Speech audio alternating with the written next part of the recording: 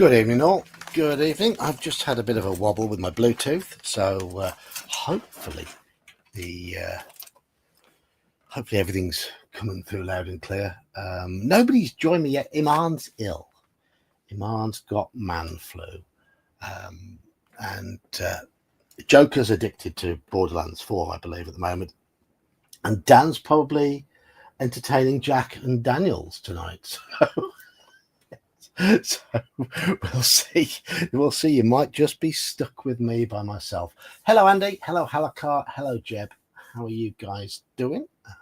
Hope you're doing well. I'm not quite ready yet because I've just had to reboot my computer twice in order to get my Bluetooth going again. It just died on me, which is a pain in the bum, pain in the posterior, as they say. So I've just got a few things still to set up. So talk amongst yourselves. Well, hopefully people filter in. Just going to get my Albert going. Am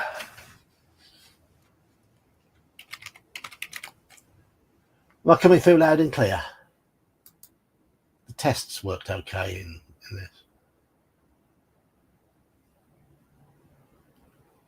this. I was going IRA or something. I haven't got the accent for that part of the country. But those are speaker stands. Those are for my, I run pub quizzes. I put my speakers on those.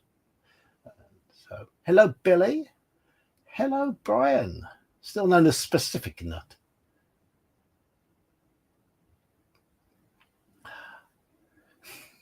Right, I'll just get my book sorted out because, as I say, wasn't entirely ready due to Bluetooth dropping out on me. There's the book. And I need something to lean on. There we are. Just need a pen now.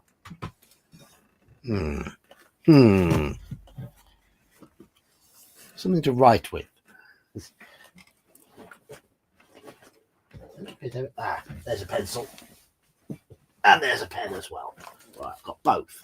Super duper. So I'm going to make myself a bit smaller. And let's make sure that one of these days I'll get a proper little table next to me here, so I can actually have the mouse and the keyboard sat comfortably. At the moment, I've got a plastic thing, and I have to rest a folder on top of it so I can actually got a flat surface to use the mouse. Right. Let's get the screen shared. Share screen. Window. Albert Radio. You know what? I'm going to do it like this. So you get more of me and smaller dice. Isn't that a glorious sight? Is that even possible? Yeah. Well, that's my setup beside me, where I have my keyboard, this phone, and drink. That's how many cans of pop I get through in a week over there. Really, really healthy of me. Well, there's my little lunch thing that's fallen out of my bag. Very manly. My manly one died. My wife gave me hers. All the insulation came off. Right. Where were we? Just a note, Andy was there, but we finally completely finished Horror on the Orient Express. We had the big finale on Tuesday. They didn't succeed. They succeeded in the main campaign, but this was an epilogue, and they survived, but they didn't manage to stop the bad guy. Soft drinks stunt your growth, do they? Well, my growth was stunted from an early age. My growth was stunted from an early age. But seeing as both you chaps have met me, you both know that I am not a tall man. No, all 5'5" of prime English beef. If you believe that, you believe anything.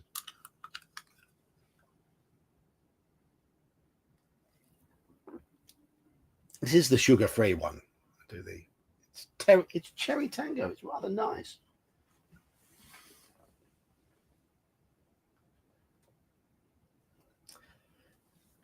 Well, this one's like 0 calories.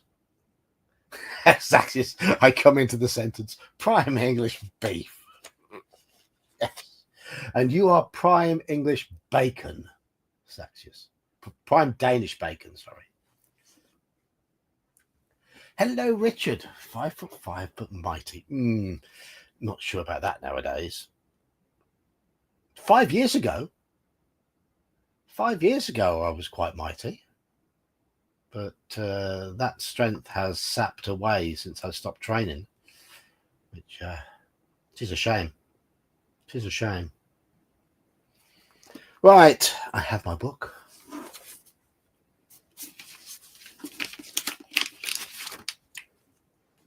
I've got 368 written down here. That is the title of a nightclub somewhere. I would not go to a nightclub which was called Prime English Beef. I really wouldn't. Don't think it would be my sort of thing. Can I get back into training? My difficulty is I'm really bad at motivating myself. And what was good is that we used to go to the judo club as a family. My kids would be on the mat at the same time. The 3 of us would go together. My wife would sit on the side of the mat. She never joined in, but she would always be there. And because it was all of us going together, it became a really regular routine. All of us urging each other on. And now the kids are doing other things. And my judo club closed down during COVID. The sensei's retired. So I did dabble briefly with another club, but all the other clubs do subscriptions, and all the other clubs do a subscription model, which is quite expensive. One of the good things about my previous judo club, it was pay as you go. So even though we were going 2 or 3 times a week, sometimes more, sometimes 4, we were going when we could, and they had multiple sessions on weeknights, which was really good for us because our weekends were busy. Now, the clubs I've found locally, unless I start going on a Friday night and thus do nothing here, and a Saturday or Sunday, both of which I have other things on, including work a lot of Saturdays, then it's just not worthwhile. It works out costing me twice as much as it did before for one night a week, an hour's training. And I was getting 4.5 hours before. So it's difficult. It's difficult. I mean, I need to go to a judo club and say, right, your sessions need to be on Monday nights and Thursday nights, and then I will sign up and I'll come every Monday and every Thursday. But I can't dictate when they train, unfortunately, because those are my free nights.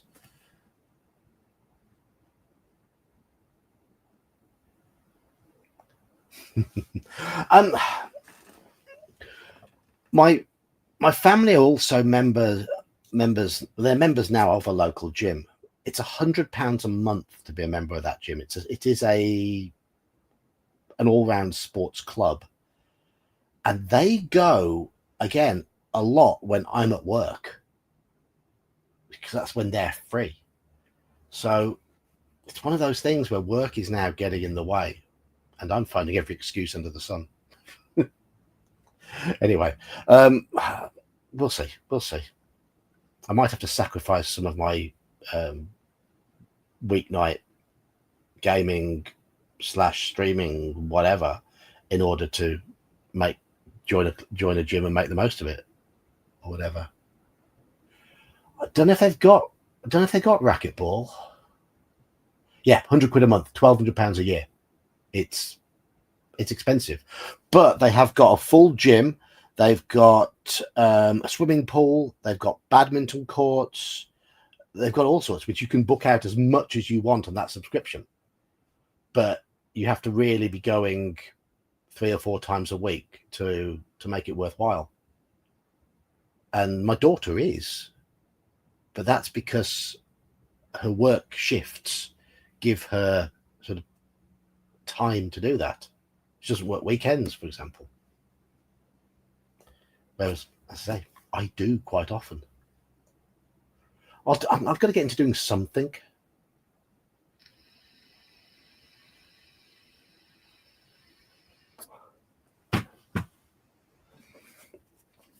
But I trained at judo from the age of 40 to 48. So I've done it before, and I shifted about best part of 30 pounds by doing that. Hello, Bear. Hello, Bear. Yes, Andy used to do judo as well. You're in the presence of two who have reached the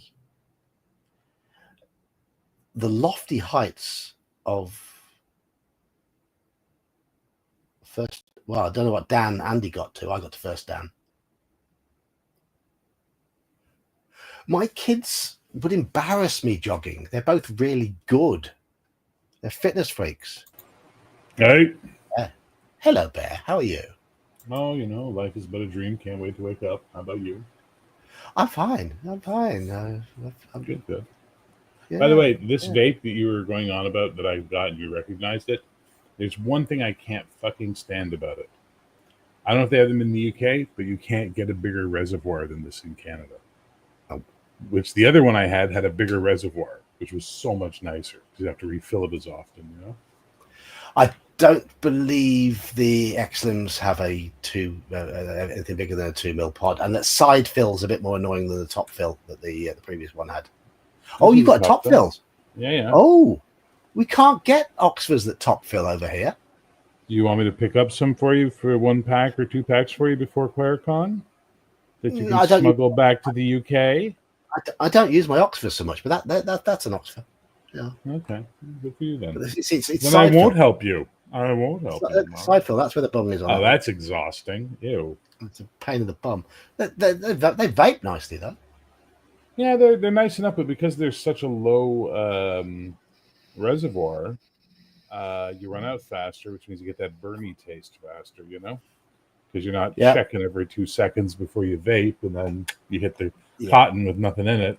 And now I got to go get a new goddamn head again. Yeah, you get a dry hit, and you're like, oh, I've cremated it. Yeah. And I'm not made of money. I can't afford to buy a new one every week. No. And that's the worst part. They're all like, oh, you need to have, you every week you got to replace. I'm like, fuck you. That just sounds like asshole make me spend money logic. Yes. There again, I run a vape shop, so it's good that people do that because it makes us money. Even though we teach them not to. Yeah. It's not our fault. We've taught them the right way. So, hey, Andy. Hey, Holly Carr. Chat is quite busy. Chat, there's plenty of people. So you're looking forward to ClareCon, buddy? I am, yeah. It's only 3 weeks away now, isn't it? Only. Oh, no. ClareCon is 4 weeks away. My trip is 3 weeks away. Are you spending another week in Toronto? Yeah, I'm flying over on the Monday. And then flying back the following Tuesday. For some reason, I can't figure out. Iman's flying into Montreal and not Toronto. He's staying with Slan. Oh, he's going to stay a couple of days with Slan? Yes, he's staying a couple of days with Slan, driving down with Slan. I'm going down with Slan, so he'll be driving down with me too. Yeah. Mm-hmm. And I also think it's cheaper to go to Montreal. Usually the same price. He got his flight. He's not taking any baggage. He's only taking hand luggage, so he's got his flight for £200 less than me. Ooh. What airline is he flying? Do you know? I don't know. And you, what are you flying? KLM. KLM, the Swedish one? Netherlands. Netherlands, Dutch. All right. Okay. Yeah. So they're all going to be high as kites, yes. Yeah. So I'm going via Amsterdam. He's going via. He did say. Reykjavik. No, he's not doing. Neither of us are going Air Iceland this year. It's either. Is it? I think it might be Brussels. I think he must be going with the Belgian or French airline. Flemair.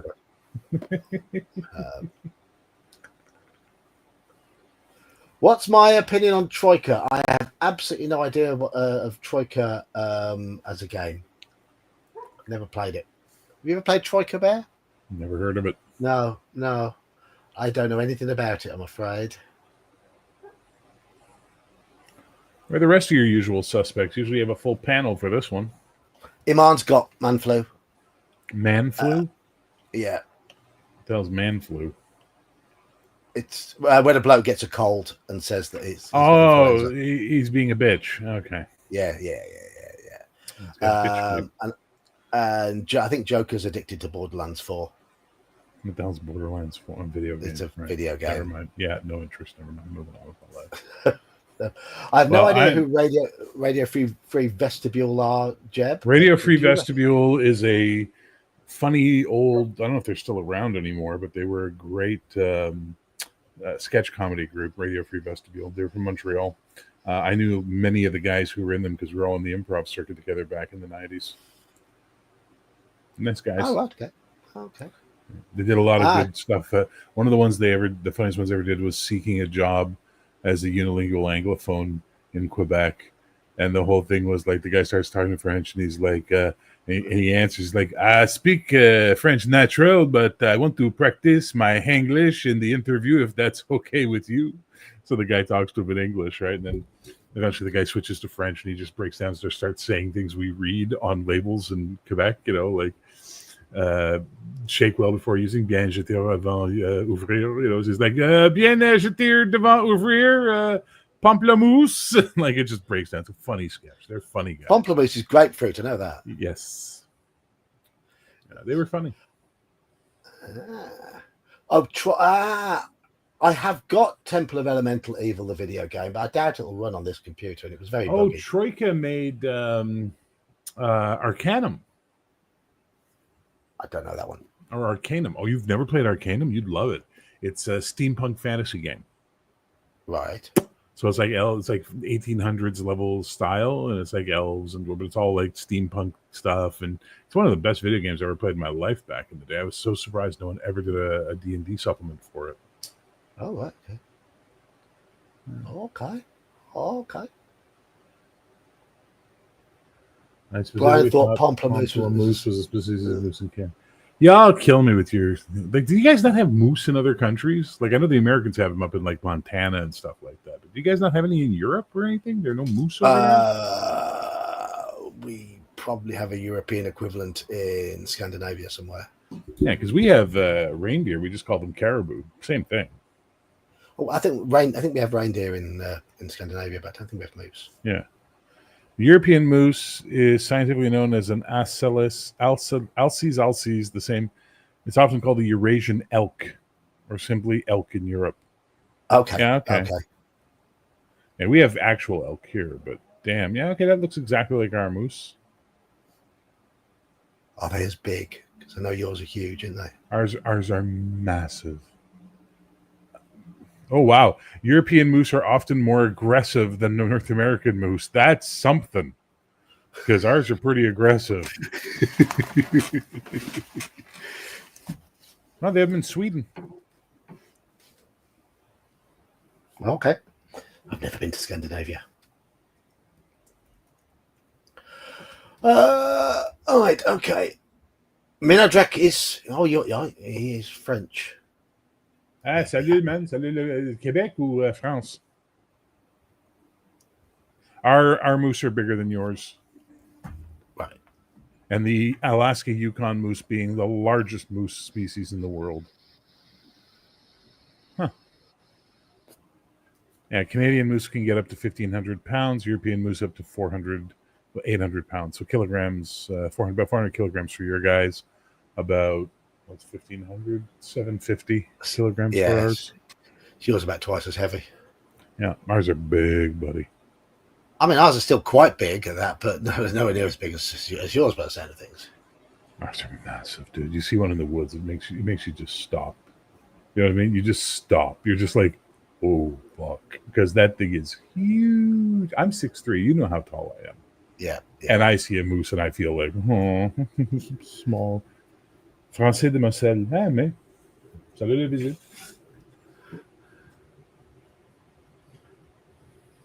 All right, Ennio, we have a book. This is a book thing.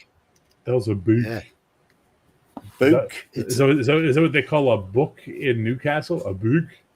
It's a northern way of saying book. Yeah. I was gonna say, yeah. Round by me, it's book. It's a book. It's a book. It's a book. That's what Joker would say. It's a book. I wouldn't understand him if he said it. It's Joker. I need a fucking subtitle track for him. They all. It's a very, very common accent. It is the accent of the area. So. Do you know Connell, the cigar DM? Have you ever met him? I've seen him around. I've been on the stream with him before. Yeah. So he's Irish and Romanian ancestry, right? Mm-hmm. And he's short, 5'7", 5'9". He's taller than you, but he's very swarthy, dark hair, and all that. So I've started just calling him a pikey now, and he gets really upset with me. Well, he's of the ancestry. Fair enough. Eh? All right, what's the book we have? The book.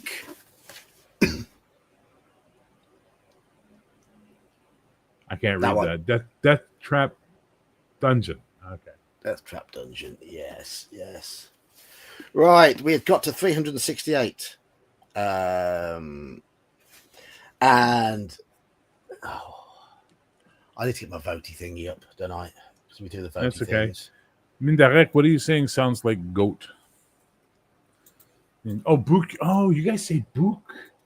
Yeah, we just say chèvre for or chèvre for all of them. Like, I don't think we break it down here. Book, B-O-U-C, book. Oh yeah, okay, yeah, fair. You have a goat. You have a male goat. Look out! Just going into the stream. Come on. Hello, Mike. What? Hey. What? You just want to meow at me. Are your cats bilingual as well? Dude, they're cats. One of the best lines I ever saw was, cats can understand up to 500 words, which makes it even more impressive that they ignore us. They're fucking assholes. They're assholes. It's because they're superior, aren't they? They are. So the old saying goes like this: a dog says they pet me, they feed me, they take care of me, they must be gods. A cat says they pet me, they feed me, they take care of me, I must be a god.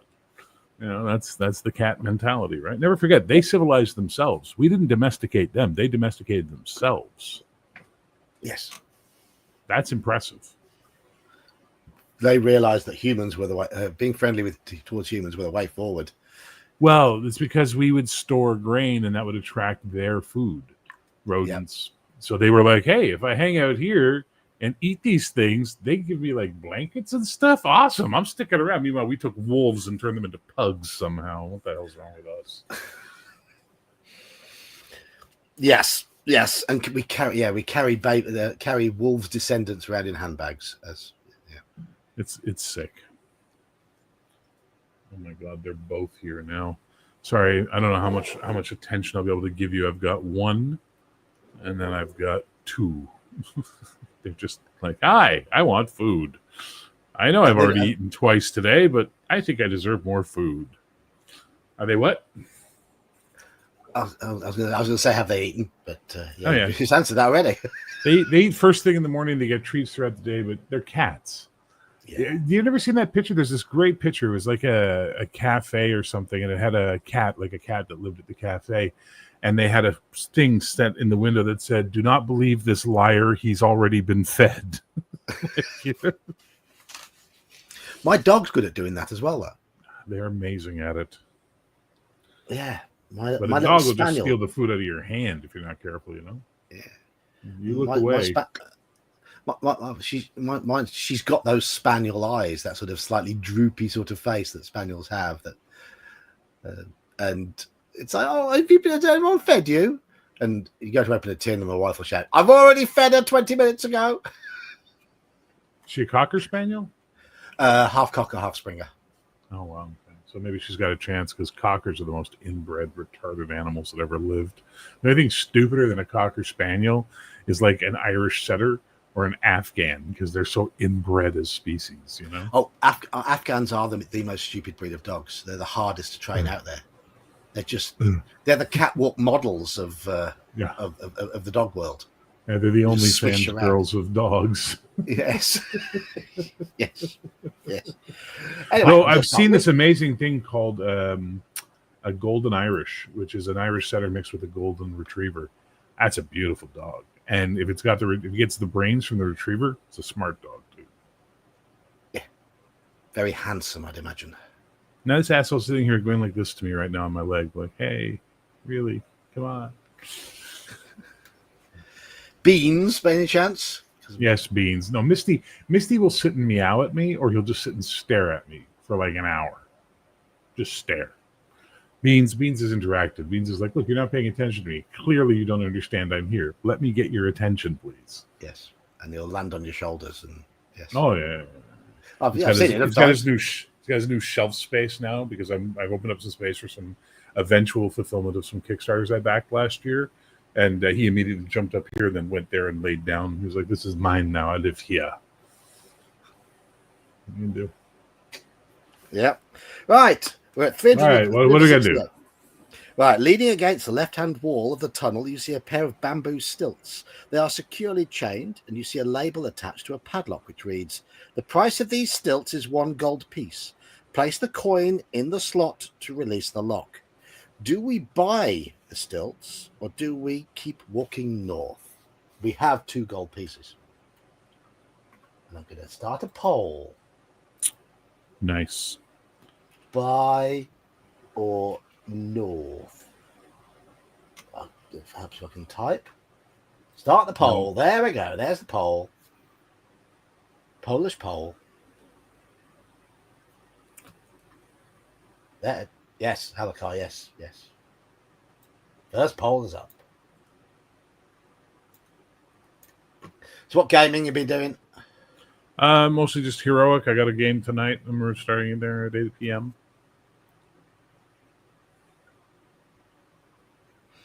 We finished Orient Express finally. It's done. It's done completely. Completely done. Only took 21 months to do the entire campaign. Good for you. And I'm taking a little bit of a break from running Call of Cthulhu, letting someone else run those Tuesday night sessions for a little while before we decide what to do next.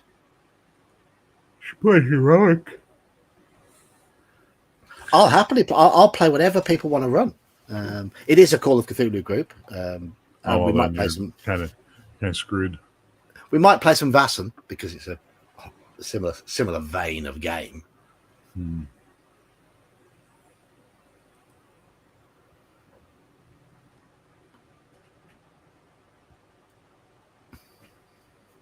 Yeah, that might be a wise move, Halakar. Hunting a dragon or earning money by doing jobs. Okay, we have 6 votes so far. 13 people in chat. Get clicking, get voting. Well, the poll is there. Not there for your pleasure. Getting players to make decisions, it can be a pain sometimes, can't it? I wouldn't know. Getting players to not make crazy decisions, now that can be a bit. Mm-hmm.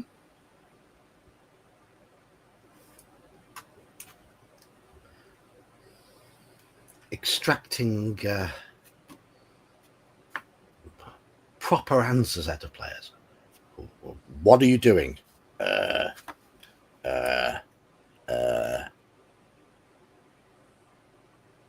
We'll move on then, shall we? Next player. Or you describe the scene, and then you go, okay, what are you doing? What are you doing? You get to play, I forget what's going on. And you're just like, oh, for fuck's sake. Man. Like, pay attention. You know? Yes. Been there. We've all been there. We all been know there. that story. Yeah. Whoa. Still only 6 votes showing, but that does mean Buy Them is the winner. Turn to 165.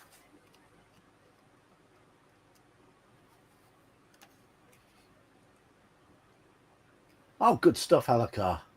A dwarf flying along on a flying carpet with his wind whipping behind him. With his beard whipping behind him. His wind whipping behind him. Yeah. That'd be me. Windy. Oh, no. John had pizza. Run.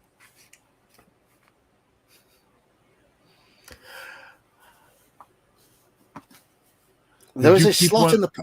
Sorry, go ahead. No, go ahead. I'll ask after. No, do your thing. It's your show, man. There's a slot in the padlock into which you place the coin. Immediately, the lock clicks apart and you're able to unchain the stilts. You place them on your shoulder and once again set off north. Turn to 234. And what were you going to say, Bear? I was going to say, did you keep Saturday night free for Claricon? I'm running a game on Saturday night. Fucker. Because what about Friday night? Yeah, I'm free Friday night. Okay, well, if Sean's free, he's not playing any games. We're going to go for a pint. That would be a good idea. Yeah. That'd be a good idea. No, I'm running a Call of Cthulhu game in the same slot as I did last year. So that late precious. Yes. Playing in your game. Oh, really? Game. Oh, wow. Interesting. Yeah. Well, I signed up for it anyway. I guess I should finish writing it. Oh. Yes. I signed up for it anyway, so... Right. A little farther on, you come to a section of the tunnel which is covered in thick green slime. It looks threatening, so you decide to test it first with a piece of cloth. The slime's corrosive jelly burns the cloth instantly, leaving no trace. If you are carrying a pair of stilts, turn to 183.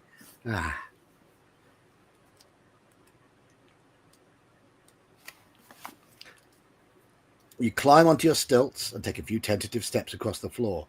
Your confidence grows and you soon feel able to tackle the walk across the slime. Smoke rises from the base of the stilts as the slime starts to burn them away. You plod stolidly on and finally reach firm ground again. Unfortunately, the stilts are still covered in slime and you're forced to dump them. Oh, okay. Well, they've done their job. Well worth a gold piece. Still got feet. Setting off north, you come to a junction. Shall we go west or shall we go north? In that poll, I'll start a new one. Go west, life is peaceful there. Go west in the open air. Pet Shop Boys. Yes, sir. A very underrated band in North America. I liked some of their earlier stuff, like your West End Girls, Suburbia, Opportunities. Those early hits, they were pretty good. They went a little bit too sort of formulaic pop for my liking, but there's some good tracks on the second album. Domino Dancing was a decent track. Yeah, Domino Dancing wasn't a bad track. I'll never forget listening to the album the first time, and I'm getting to in Xanadu did Kubla Khan a pleasure dome erect? I was just like, what is this? What the hell? I fell in love with them. I thought they were great. Hello, Beans. I see you. Hello, you're wrong. Thank you, Monotrack. Right. We have 6 votes so far. 3 for West, 3 for North. Get your votes in. Get your votes in. Get your votes in. Vote now. Vote often. Electoral fraud. That's the name of the game, lads.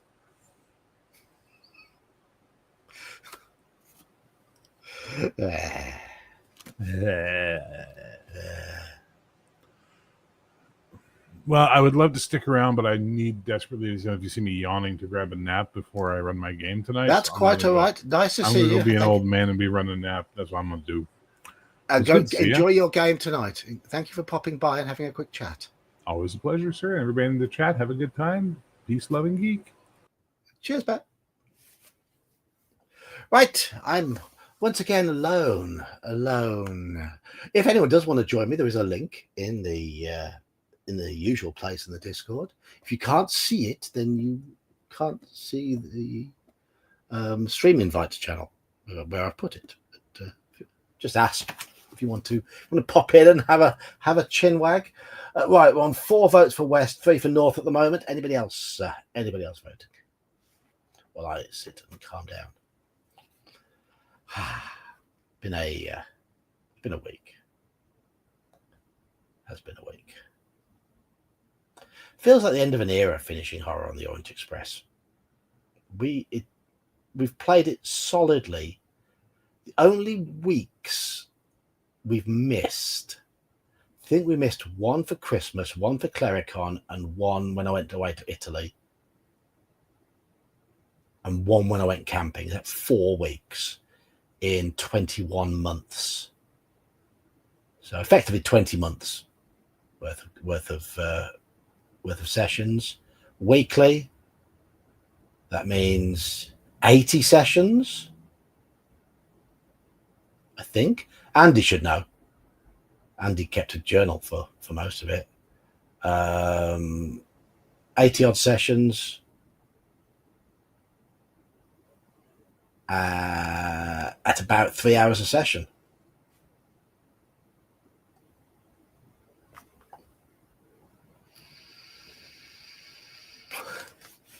Mercurius, thank you, sir. Thank you, kind sir.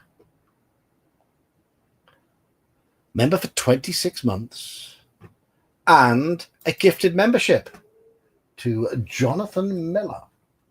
Jonathan, if you've just been summoned, hello. We share a name and you spell your Jonathan correctly, which is marvelous. Anyone who doesn't spell it like that is wrong. Thank you, Mercurius. Much appreciated.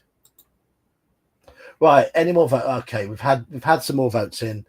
It looks like Going West has won. What a surprise.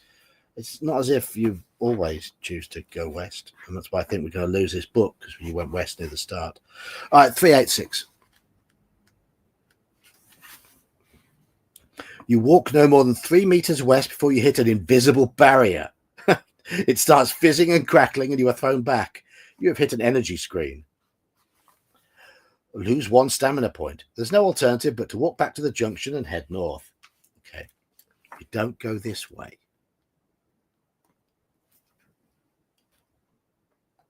18th session of Lands of Summer tomorrow. I should be there for most of the session. Might have to miss about 40 odd minutes in the middle, but I should be there for most of the session. 218. You would, Mercurius, you would. But as you have donated a membership, you have every right to. You soon arrive at a double door in the left-hand wall. You listen at the door but hear nothing. You try the handle. It turns and you open the left door slightly and peer through the crack. An armed warrior is lying face down on the floor of a bare room with smooth walls and a low ceiling. He is presumably dead, for he makes no movement even when you call out to him. A large jewel, perhaps a diamond, lies just beyond his outstretched arm. Do we enter the room and take the jewel, or do we continue north? There is a picture of the warrior lying on the floor, presumably dead. Do we go in and take the jewel, or do we continue onwards? I will end the poll, and I will start a new poll.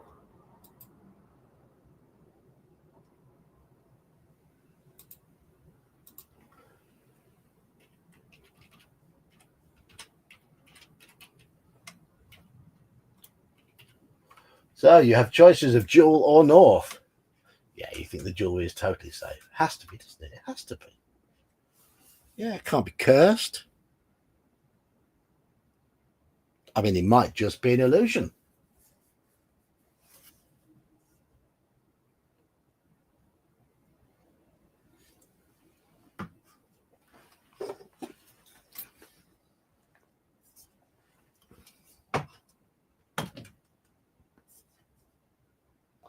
Refill my glass rather than drink from the can.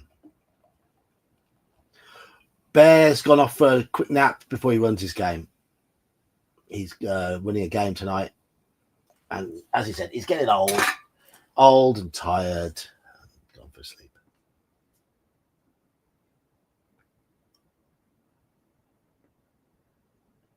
The Soul Gem. Yes. Lethal it is too. Right, looks like we've had 6 votes again.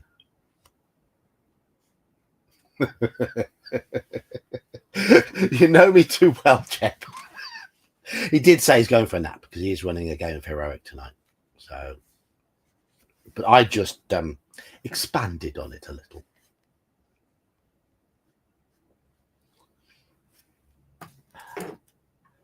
Right, 6 votes. We do have a few lurkers in chat tonight. Highest number of votes we've had on any of these so far is 8. So we have people who are just sat there going, I'm not going to vote. Too much effort. Burping. Pardon me.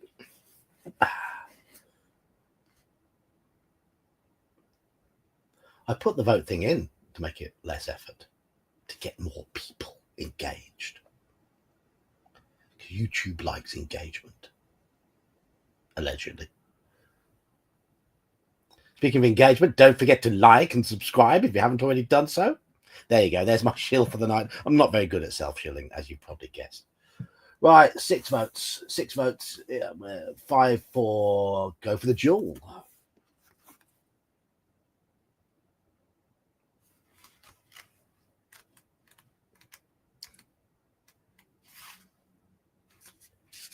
Yes, invoke the Demilich. There he is. There he is. Don't forget to like the stream, minions. He's deep, isn't he? Isn't he? Don't forget to like the stream, minions, or I will take your souls.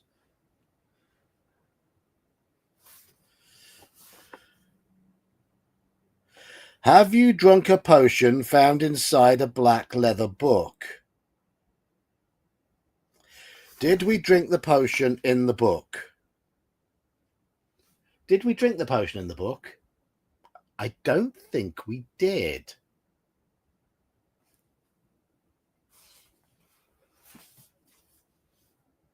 Do you remember whether we drank the potion in the book or not? It was a long time ago.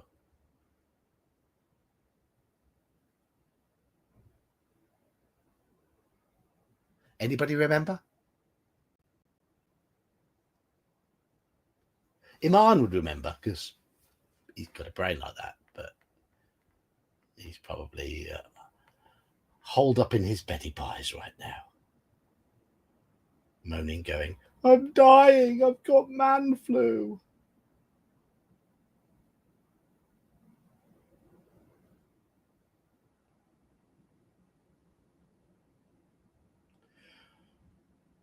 I don't think we did drink a potion that was in the book. I think we left it behind. In fact, I don't even remember encountering that room with this character.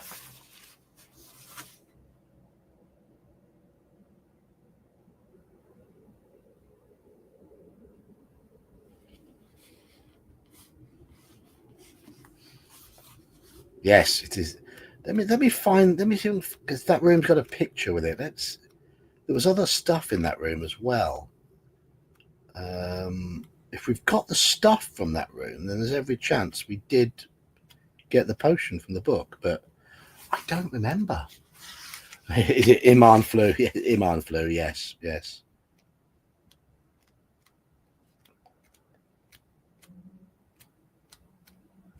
don't think we did.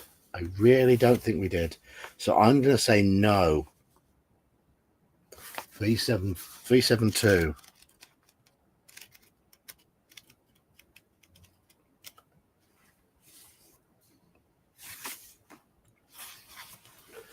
You finally reach the warrior's body, but as soon as you touch the jewel, both it and the warrior vanish into thin air.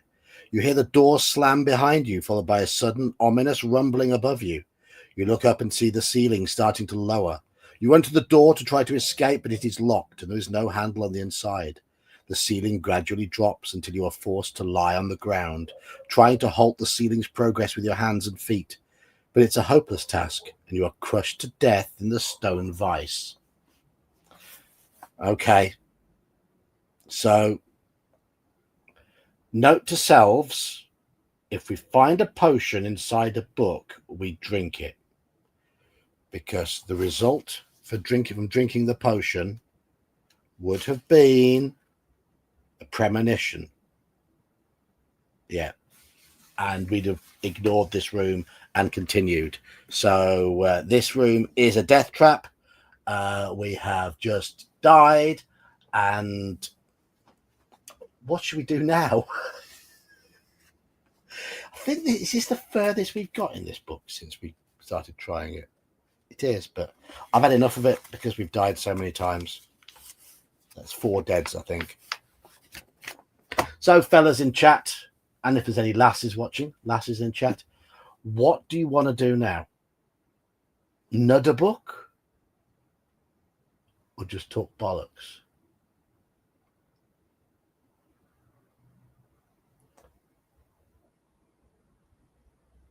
A vice makes for an effective male birth control device.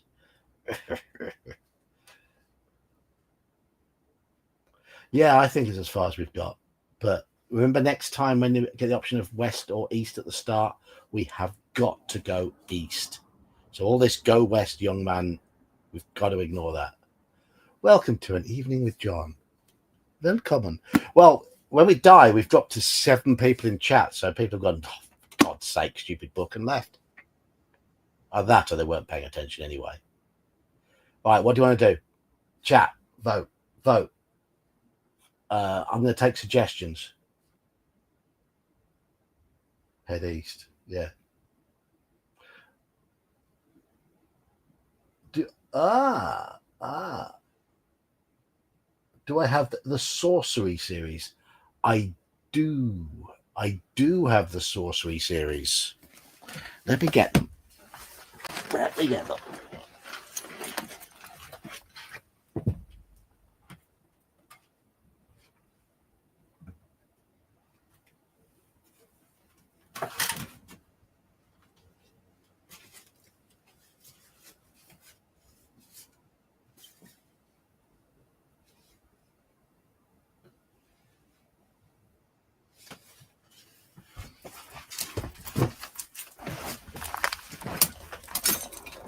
Those are the sorcery books.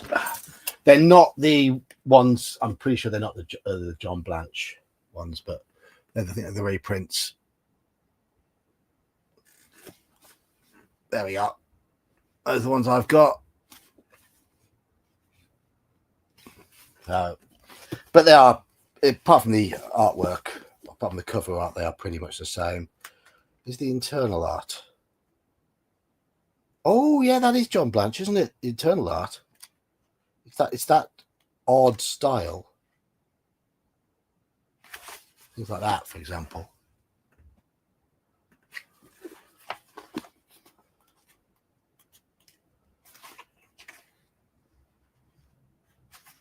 Let me just check it. Check it is him that's credited. Pretty sure it is. Yeah, illustrated by John Blanche. Yes.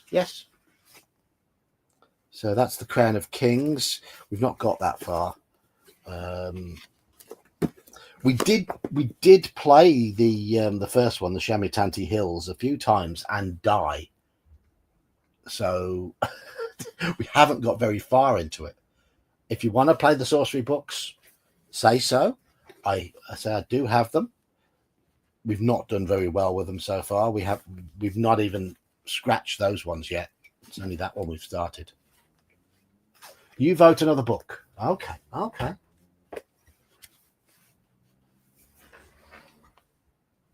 We've got. I mean, I've got a few now that we've not played because Iman got me a load. Let me grab a few. Let me grab a few.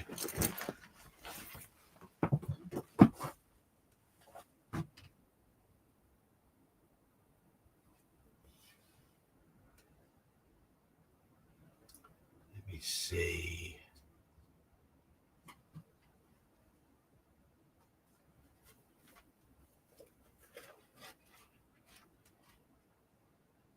Got Dead of Night. I think Iman wants to read that, so I'm gonna pop that one back.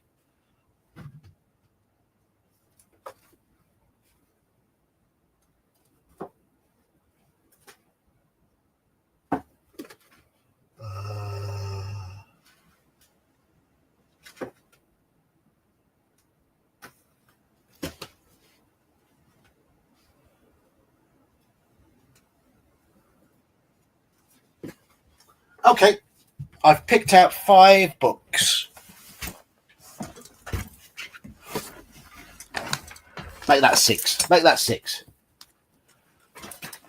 Yes, we did. We did finish Alone Against the Cold.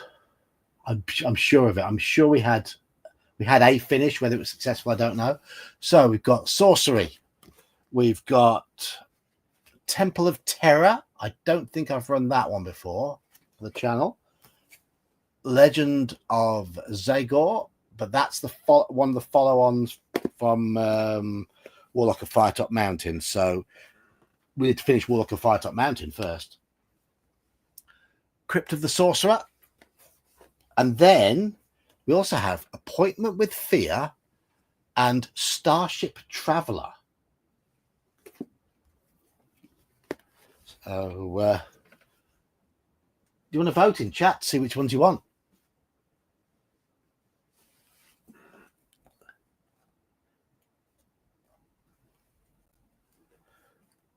I'll show you them again. Oh, Brian saying are you trolling me, Brian, by saying Starship Traveler? Oh, Halakar saying that as well. Okay, okay.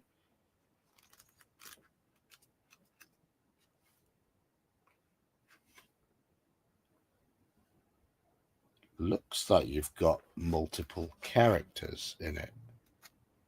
Right.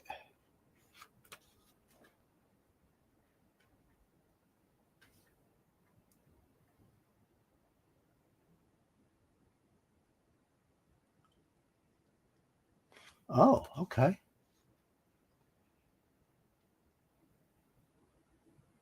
Oh, yes. Yeah, I remember that. I remember that.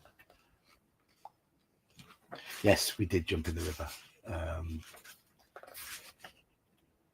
So we survived, but we survived without winning.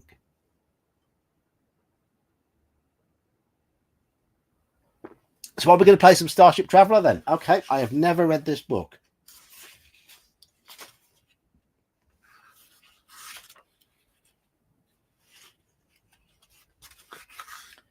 Okay, so here we go. To prepare for our mission.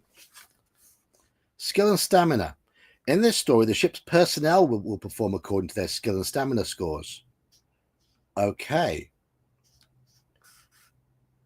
Right, so we've got to generate all the characters. Okay, let's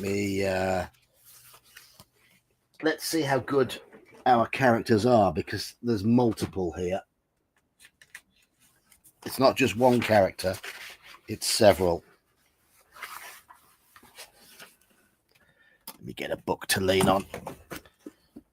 So my sheet of paper might be a little bit full.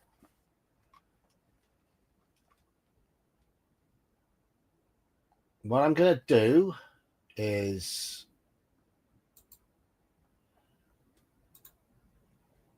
go with that one for the skill and those 2 for stamina. Our first one is our ship's captain. So the captain, skill, stamina.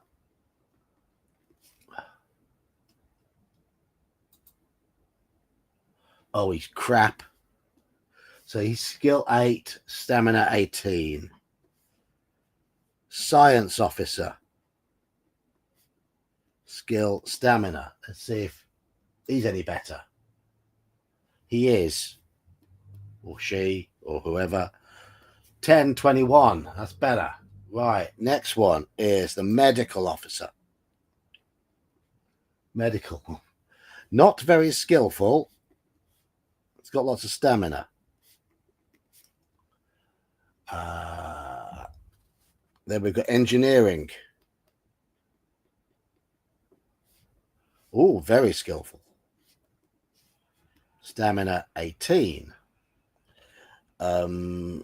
Security. Skill 9. Stamina 19. Excellent. And then we've got a security officer. And then we have security guard 1 and guard 2. Security guard 1 is pretty tough. And guard 2 is a bit weaker. Guard 2, skill, stamina. He's going to be 10, 15. Right, and then we need weapon strength and shields. I have no idea how those are generated, but let's give it a go. Right. Okay. Science officer, medical officer, and engineering officer deduct 3 points from skill in combat. Okay. So they're not fighters. We'll see. We'll see how it goes. Right.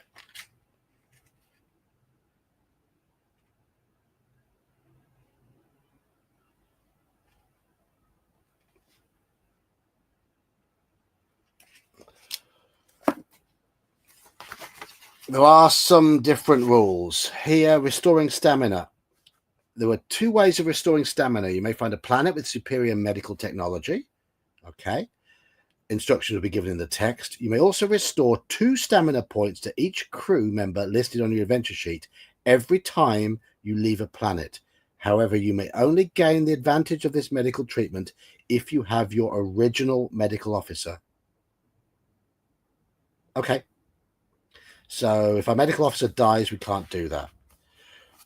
Roll 1d6 and add 6 to the number. This is that's the weapon strength.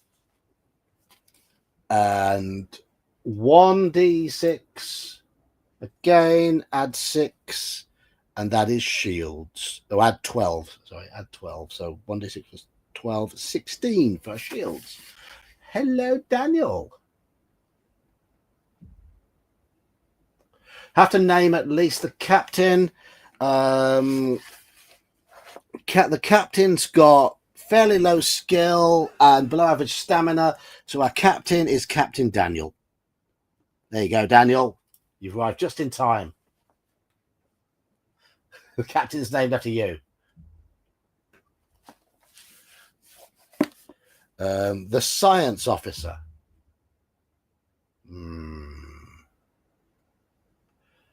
Science officer is going to be Andy. The medical officer is going to be Minodrek. Going down the names as I see them. Engineering is Brian. Halakar can be security officer. Who else has been chatting? Jeb is guard 1. Scrolling up, continuing to scroll up. Who else chatted? Anybody else has chatted? Oh, Mercurius. Mercurius is guard 2. There we go. Just went in order that I found people as I went up through chat. There we are.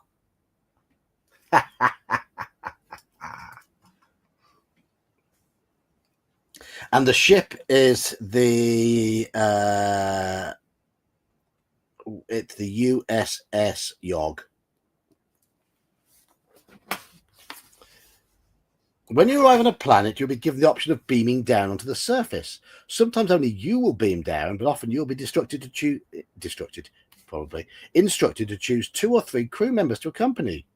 Okay.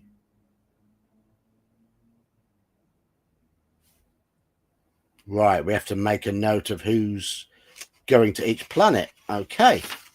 Losing an officer or security guard. If during your adventure, one of the officers or guards listed on your sheet dies or is lost, you must cross him off your adventure sheet, and he may play no further part in the adventure. His position is taken over by his assistant. Okay. The assistant's skill score is equal to the skill score of the lost officer minus 2. And stamina is done the same way, 2 dice plus 12. Right, okay.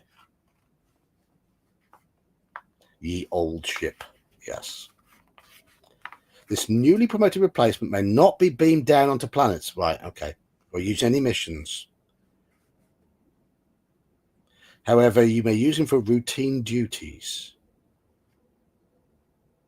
A replacement medical officer may restore stamina to injured crew members, but at the reduced rate of 1 stamina point per planet. Right, I think that's okay. That's okay. Our replacement captain is going to suck, yes. Yeah.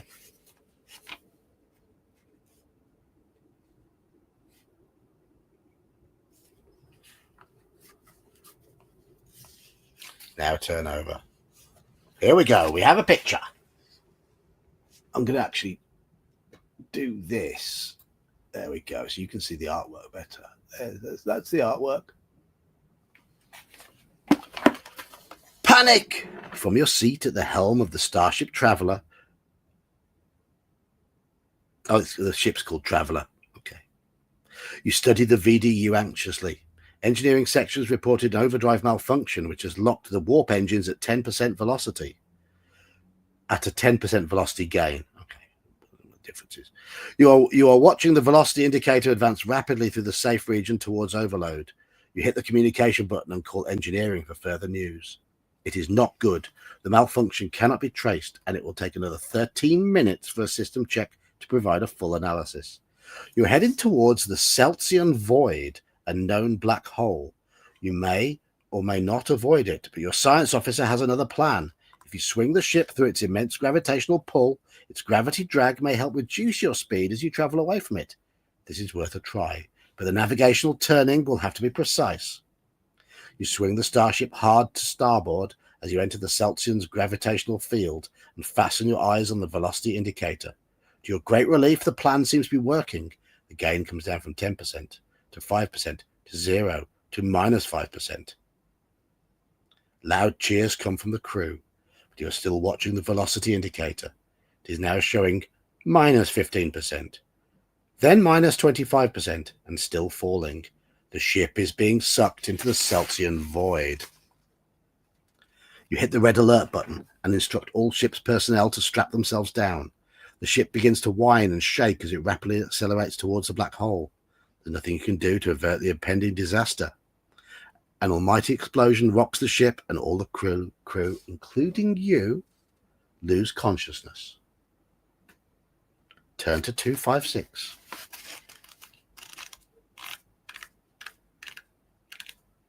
Well, a dramatic introduction.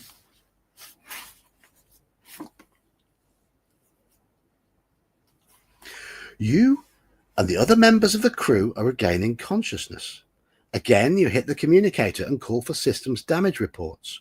All systems appear to be intact until engineering reports that the warp drive engines are dead. You are floating in space, but your drive reactors should be operational in 20 to 30 minutes. Your navigation officer is bewildered. He cannot identify your whereabouts, and the computer reports you are in uncharted space. Your science officer has run an event analysis, and you appear to have gone through the black hole, through a dimension warp, and you are now in what seems to be a parallel universe. After some delay, you regain warp drive. Long-range scan indicates 3 solar systems ahead, of which 2 may have intelligent life. What do we do? Right, here's our first vote, chat. No, we're not in Kansas anymore. Daniel, are you called Dorothy tonight? You're sat there with your bottle of Jack Daniels and your ruby slippers. I know you are.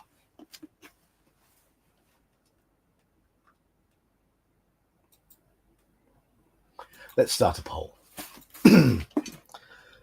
Press on towards the life-bearing system ahead. So that's ahead. That's one of them. Turn to port towards the other life-bearing system. And turn to starboard towards the barren system. So your options are ahead, port, or starboard. I think we start a petition so that Daniel does get his name changed. I think he should make his first name Jack Daniel. And you know how Harry Truman added the S in the middle and didn't stand for anything? So it should be Jack Daniel S. Kearney. I think that would be magnificent. Harry S. Truman can do it. You can, Daniel.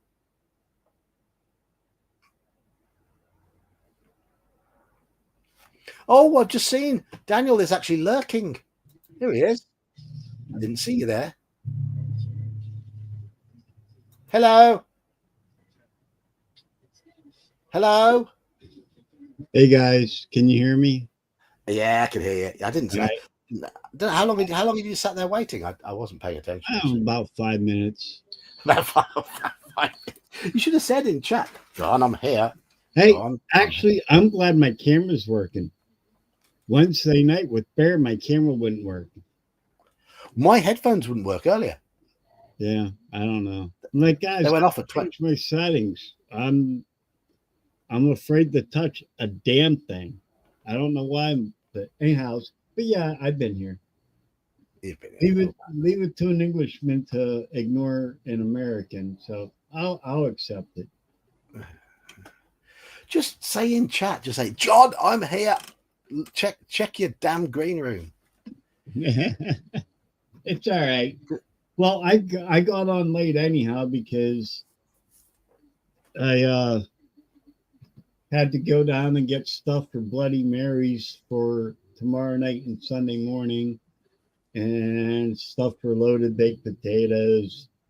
And the wife's out of town, so I had to pedal my bicycle, stop by 2 friends' house, blah, blah, blah. So I'm like, oh shit, it's Friday. I got to get home. So, yeah. You've been husbanding. Now I've been being a little house bitch because she's been gone since last Saturday morning. Yeah. And it's been long days. I have to get up at like 3:30 to catch the bus, and I don't get home till 3 in the afternoon. I'm driving errands. So you're knackered. Yes, that would be your turn. Yes. Yeah, Halakar, I read about that game. I've never seen it in action. What game's that? A game where they had tie nuts on strings and whack each other. Yeah. Oh yeah, yeah. What's that called? Stupid. Or Stepfather? I don't know. Yeah. I mean, we used to play conkers as kids, where you put horse chestnuts. Yeah, do you have horse chestnuts in America? We used to, but we had a blight go through in the late 1800s that killed off all the chestnut trees. So we used to have we have horse chestnuts. Are they the ones with the spikes? Yeah, they've got that spiky thing, and they've got these sort of. I mean, they're not edible nuts, though. No, when I was really young, you could still find a couple, but overall, they're pretty much gone in America. We drill holes in them and put either a shoelace or a string through them, and we play a game called Oh, Conquers. dude, that's brutal. But yeah, you always end up hitting each other's knuckles. Yeah, wow. Yeah. That's badass right there. Just saying. It's a kids' game over here. It's banned in most schools because kids hit each other with them, as they do. Yeah. Hello, Doc. How are you? How are you? Right, so let's have a look at this vote. We've got 8 votes, and a majority is turned towards the life-bearing system. So we are playing Starship Traveller, by the way. That's one we're playing. Starship Traveller. Yes, I'm reading a sci-fi book. And the majority vote goes for the life-bearing system port side. Okay. Turn to 273. I've never played this book. Feels quite short. It is. It is shorter than the others. 273. You travel ahead at sub-warp speed to allow your sensors to scan for information. They pick up a small object several thousand kilometers ahead and traveling towards you. You continue cautiously. At 5 kilometers, it stops, and you do likewise. Sensors report a Class D star cruiser, and you prepare yourself with shields up. A message comes in, and you transfer it to the screen. A reptilian face appears in a uniform of authority. As your translator tunes in, the alien's message becomes clear. I am Commander Muktel of the Imperial Ganzig Confederation. You are a non-registered ship trespassing within Imperial territory. Identify yourself and state your purpose. So what do we do? Do we identify ourselves? Do we run an info scan on the Imperial Ganzig Confederation? Or do we open fire? So let's get this poll up. I've no idea what Mumblety Peg is. Shoot him now. Shoot him now. So we have a choice of identify ourselves, run a scan on them, or add option fire. Those are your poll options, and I do have some artwork. That's the face that has appeared. Looks friendly, doesn't it? I mean, yeah, look at it.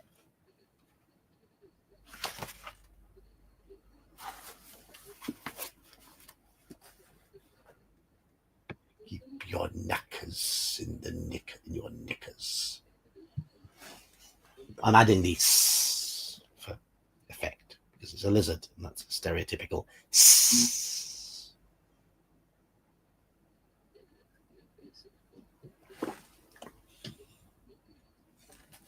So tell us about Mumblety Peg. Have you, Daniel, Doc, tell us about Mumblety Peg. I have no idea what it is. Never heard of it.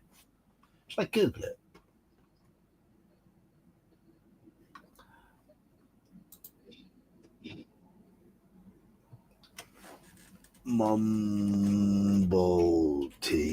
Mumblety Peg. Okay. Historic outdoor knife game. Oh, right. Okay. So you're flipping a knife to make it stick in the ground. The game features a high risk of injury from stabbing wounds, especially when played barefoot. That's the AI overview thing.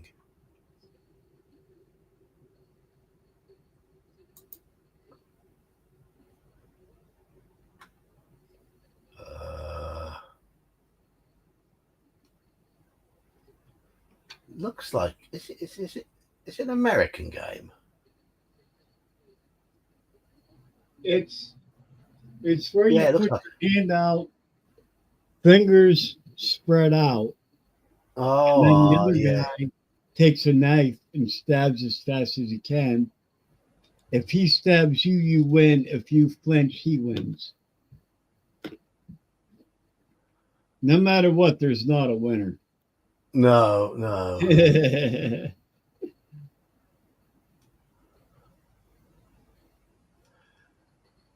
Fuck. It's mentioned in a Mark Twain book. It's been in a couple different big name movies also. All the popular culture references are American. Yeah. It was popular in like Chicago, New York, stuff like that. Yeah.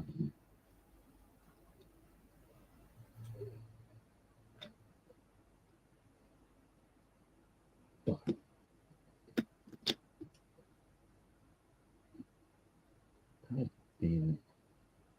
I mean, we do lots of stupid things over here, but I don't think it's not really a British thing. Have you ever seen our sport of cheese rolling? Yes, I have. That's kind of funny, actually. Yeah, get a big hill, roll a big cheese down it, and everyone has Yep. to chase after it as fast as they can. And Yep. loads of people break arms and legs and whatever because it's a steep hill. Yeah, it's a very silly game, but people do it.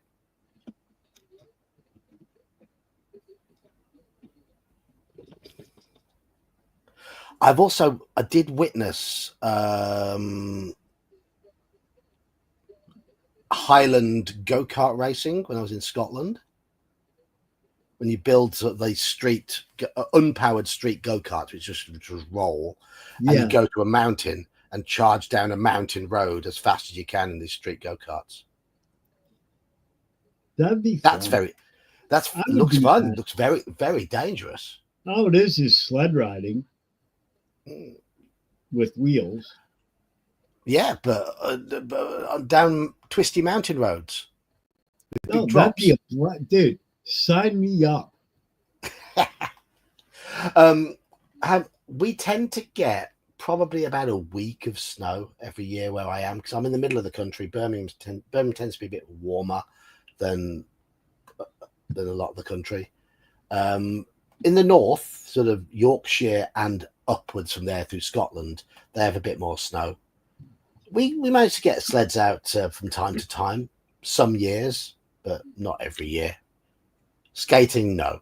We don't have long enough periods of intense cold really for that. We have to go to specialist ice skating rinks for that. We tend to be a bit more mild. Yeah, it's an extreme soapbox derby. Yeah, or derby. Pretty much. Yeah. Derby.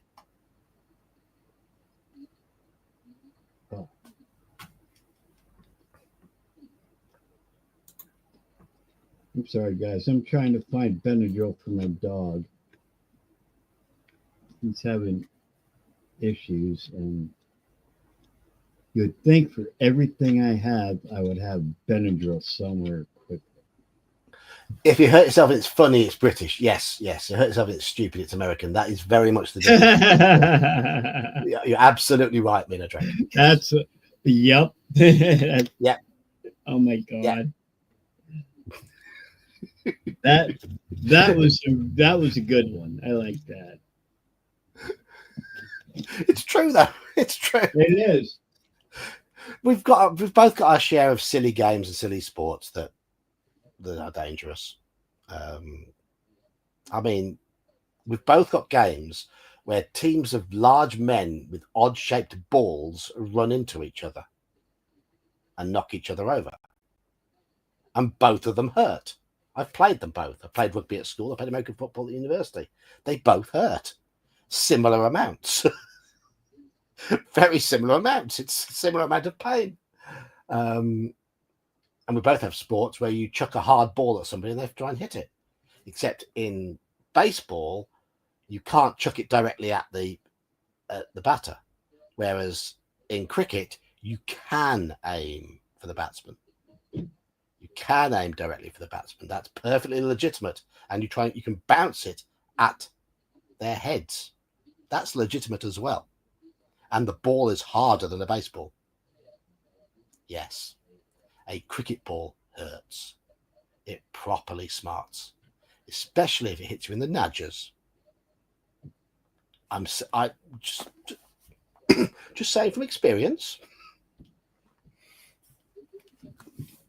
Does catnip affect dogs? I haven't got a clue. No, it does not. I have cats and dogs. It does not affect dogs. Halakar says if you hurt someone else and it's funny, it's American. That's Actually, probably true. catnip does affect dogs because Does when it? the cat gets stoned and starts doing stupid shit, then the dog goes after the cat. So, secondarily, yes, it does. Does it give a dog a chance to win in a fight against a cat? Oh, the cats are so stupid. Absolutely. Any other time, now mind you, my dog's 100 pounds. My cat weighs 10 pounds. Any other time, my dog is afraid of my cat. I give my cat catnip, and the dog's all over him. He knows he has the advantage. I remember playing dodgeball at school. Oh my God, I missed that. Dodgeball was fun. Yep. Right, so we're going to scan. Turn to 51.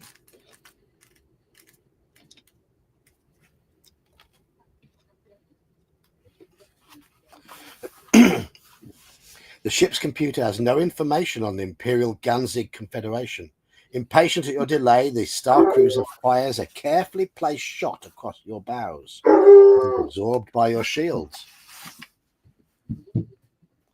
But at a cost of 2 shield points. Ah.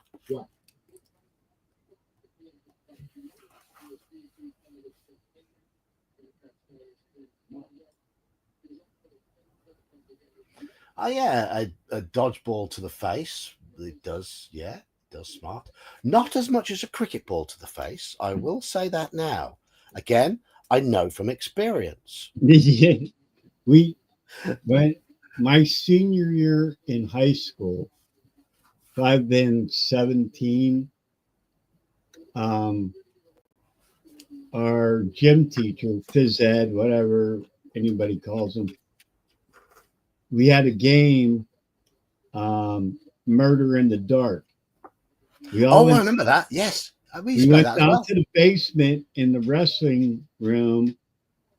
He split everybody up into teams, gave everybody a number, and turned off the lights. You could not see anything.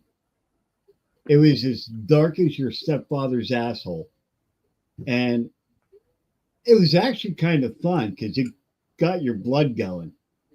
But of course, some little pussy's mother called and said, "Hey, this ain't right," so he had to cancel it.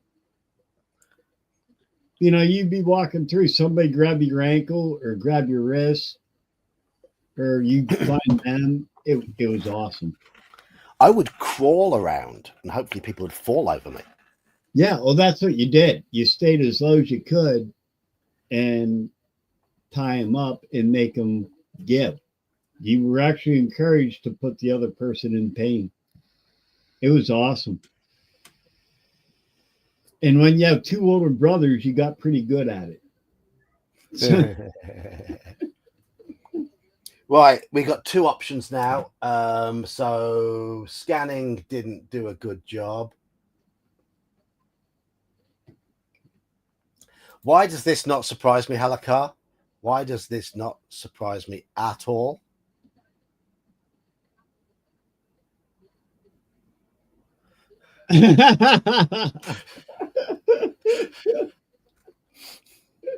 that's funny.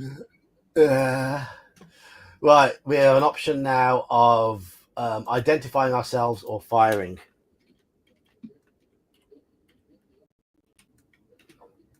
Scanning was not a good call.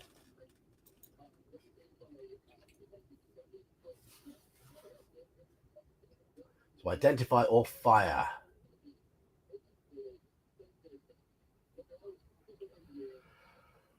Oh.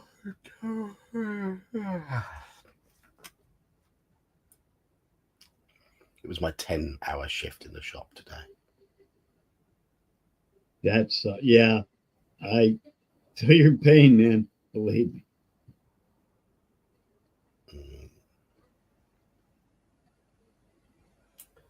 Yes.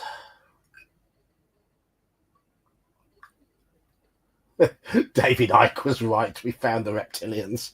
David Icke.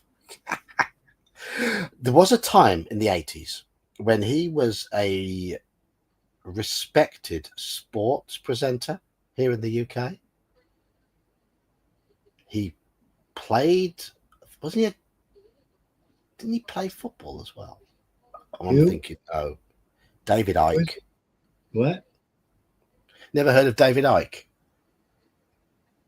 No, He's a proper oddball. I don't. If he played proper football, as in American, he No, wasn't. he was a British sports presenter who quit that to basically go on some crusade about his own personal beliefs, which yeah. And it's all sort of, it isn't Scientology, but it's the similar sort of aliens nonsense. Yeah. Okay. At least we're on the same page on that one, John. Yeah. Yeah. Was he a right?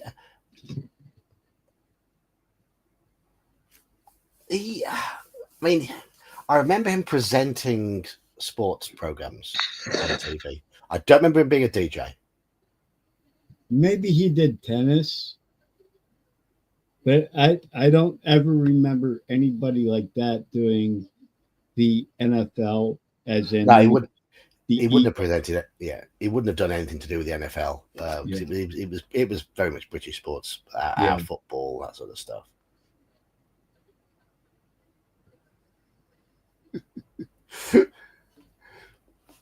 He went a bit bonkers. I think it's the best way. I do remember him appearing on a chat show and getting absolutely shredded by the host. Absolutely shredded, and the whole audience were just laughing in tears at him. Oh, he was on night radio in America. Okay. Okay. Right. So he fled the UK and thought, right, where can I go where there are enough daft people to believe me? I know. I could go on late night radio in the USA. Well, yeah, because nobody watches, so you know. Yeah.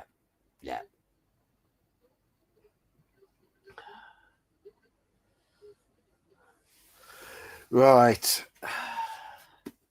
But now, if you look back into the 80s, yeah, exactly, Jeb. But look back in the 80s, he was on British TV for a while as a sports presenter. That's how we all knew him, with his curly hair. Right. So what are we doing? It looks like we're identifying ourselves. We have 7 votes, and identify is winning. Oh, I've had some notifications.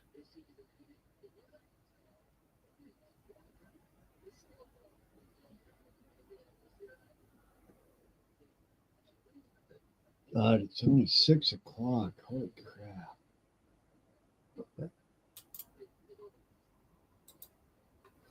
Right. Identify.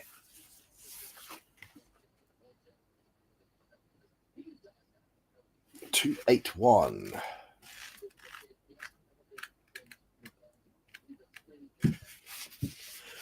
You explain to the commander who you are and how you came to be in his territory. He is suspicious. He claims you as a prisoner and says he will escort you back to his starbase where your story can be considered by his superiors. He instructs you to prepare your transmatter unit to receive his first officer, who will accompany you. What do we do? Comply with his wishes, or do we switch off the screen and activate phasers? So we have options of comply or phasers. Well,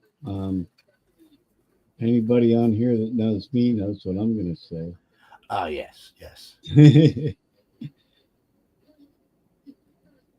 And it's not set to stun.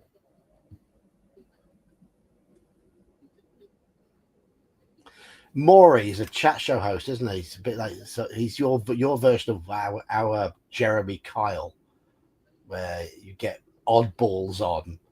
More Rich, Dr. Phil. Who's the other one? Oprah. Well, I don't get me started on that. But there was another one. Was it? We used to get Ricky Lake on late night TV here. Yeah, that was a long time ago. I think it was Maury was the one who would say, "You are not the father," or "You are the father." Yeah, Jerry Springer. Jerry Springer was another one. Yeah. Yeah, we used to get him on late night TV here as well. We used to get in from. I don't know. I prefer Benny Hill. I'm sorry. Proper comedy that knows it's comedy. Yes, exactly. Benny Hill. Did you watch? There was one. Did you watch any of? Toronto. Did you watch any of those Father Teds I linked you to?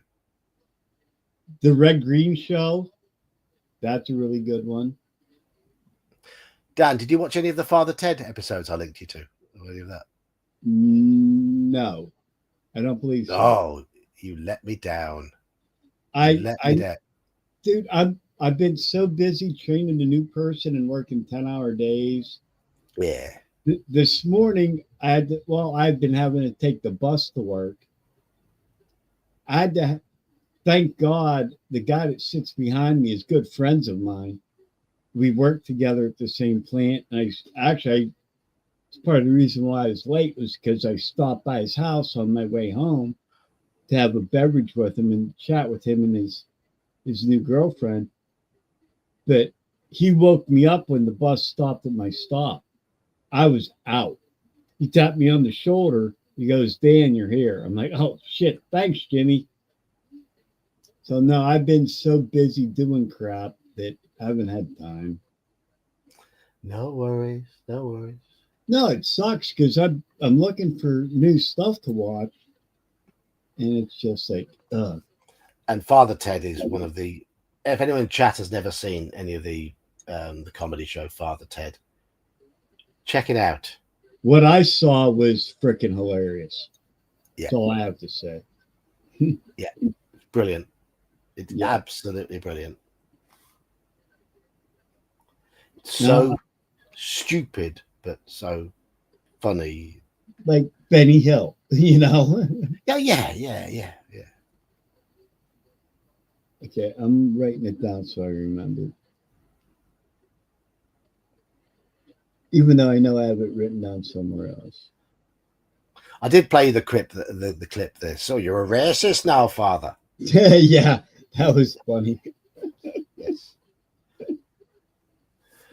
Oh my gosh.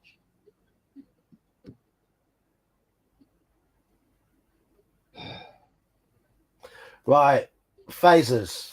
Chat says phasers. 135. Both ships open fire. This will be a battle to the death. Turn to page 341 for the rules for ship combat. Okay. So let's read the combat rules. I can say that their ship appears to be tougher than ours, so we might be losing this book already. Our ship is not very good. Important. Note the number of the reference you've just come from before you read on. So 135. Ships attack each other in turn. Unless instructions are given otherwise, you'll attack the alien ship first. Roll 2 dice for your attack on the alien ship. If the total is equal to or higher than your ship's weapon strength, you have missed. If the total is lower than your ship's weapon strength, you have scored a direct hit.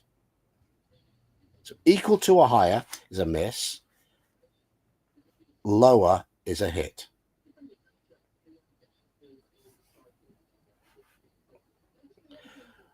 To determine how much damage a hit is, we'll just do this. We'll just do this step by step. Right, okay. Yeah, we show up in a new galaxy and we start an international incident. Yes, you're absolutely right. Here we go. We have hit. Roll 2 dice again. Compare the total with the alien ship's shield score. Equal to or lower, it does 2 points of damage. Higher, the shot does 4 points of damage. Double 6 is 6 points of damage. So we've done 2 points of damage to the alien ship. Taking its shields down to 10. Now they attack us. In reverse, roll 2 dice, compare the total rolled with the alien ship's weapon strength. If lower, a hit has been scored on your ship. Okay. Yep. Right. Yes, they've hit. They've done 2 damage to our shields. We attack. We've missed. They've hit. 10. 2 more damage to our shields. This is not going well. We've missed. They've hit. Oh, yeah, we're being battered. We're being battered. It has to be lower. We've missed.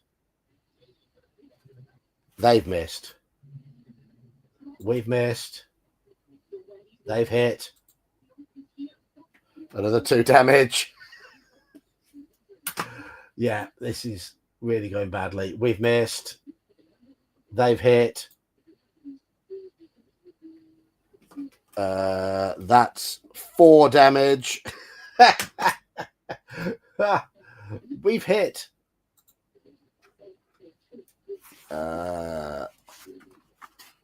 Equal to, yeah. We've 2 damage. They've missed. We've missed. They've hit. And oh, that's the only roll where our shields could work. Double 1. We're still alive. So we go miss. And they hit again. And we're dead. And we're dead. Yeah. Imagine that. So there we go. We've already lost our first foray into Starship Traveler. Daniel, I've just seen this. Thank you, sir.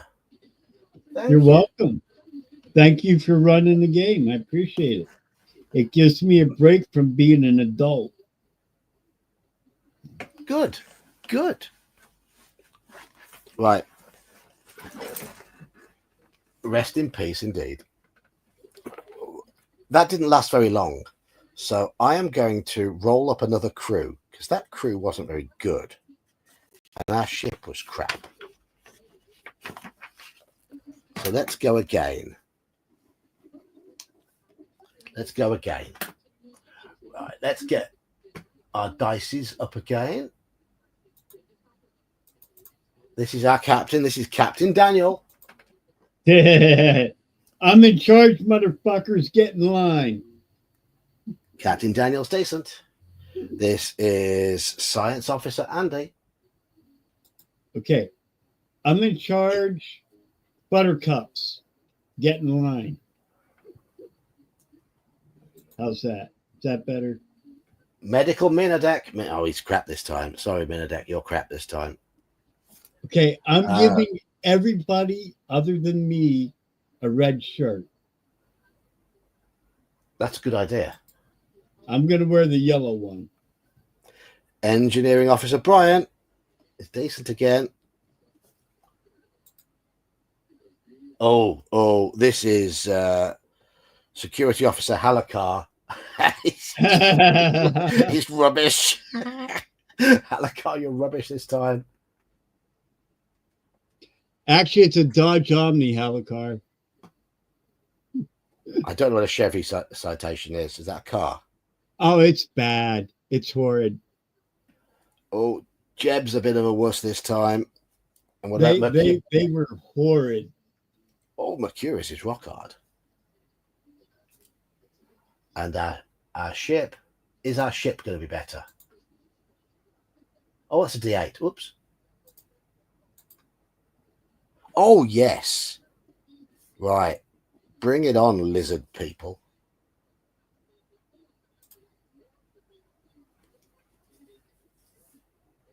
There we go. There we go. Right. Let's go back to the beginning.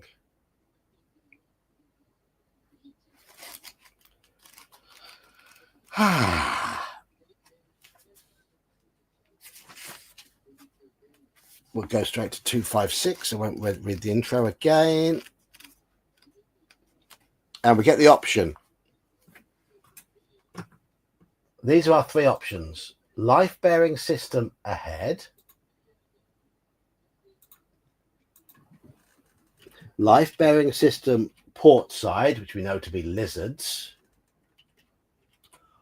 Or barren planet starboard side.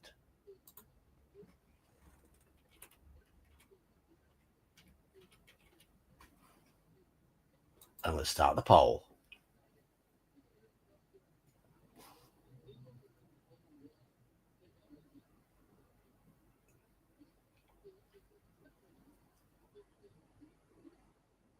Now, there were some good Ford Escorts. That's the thing. I know nothing about Chevrolet Citation, but there were some Ford Escorts that were good. I give you the RS 2000. If you get a Mark 1 Mexico, a Mark 2 RS 2000, yeah, worth a mint nowadays. Or what about the RS Cosworth, the four-wheel drive RS Cosworth? They were beasts. A standard 1.3 Ford Escort was a bit shit.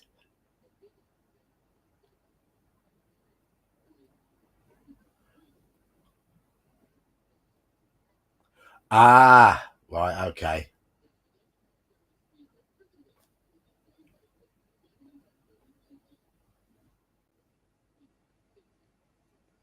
We'll have to have a look, see what American Ford Escorts were like, see how different they were.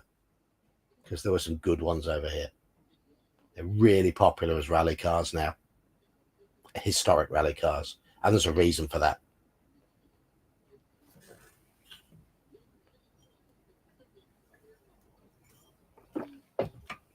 The rally versions weigh about, I don't know, 1,800, 1,900 pounds and have over 250 brake horsepower. So they're pretty quick. They make a lovely sound.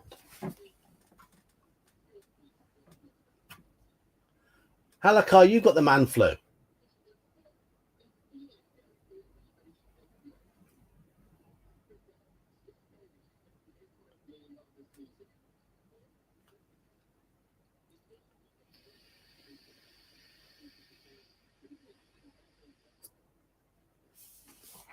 I mean, my thoughts about Ford Escorts now, though, I mean, they were really common on the roads and were very basic cars as a standard sort of in the 70s and 80s. But the only ones you see around now are the really good, the sports examples that have been looked after and the rally car ones. And sorry, guys. And they go for a fortune. You can talk, some of them are 100 grand.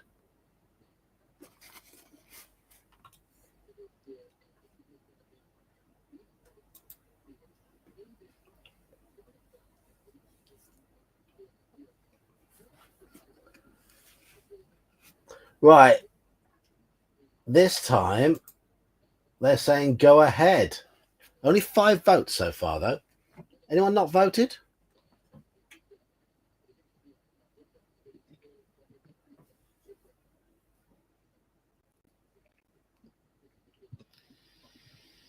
You only clicked port because it's alcohol, Daniel? You know, I never thought of that. Maybe it was subliminal. Yeah.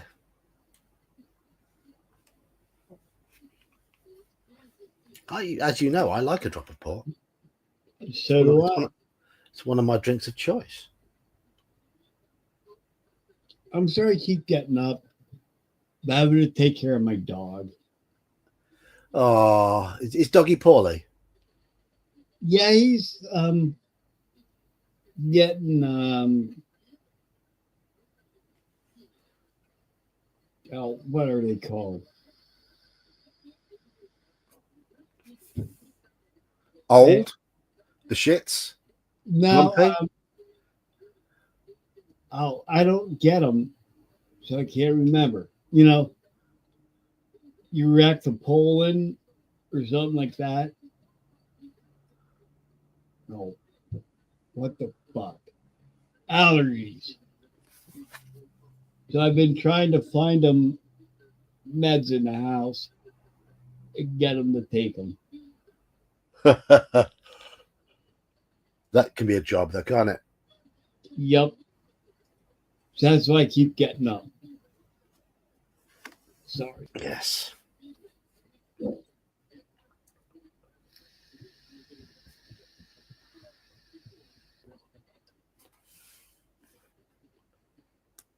It's so bad. They'll literally sit there and just start snapping at the air. And I don't like that. So, Right. Hold on. When I think of Ford Escorts, this is what I think of. yeah. Can we go?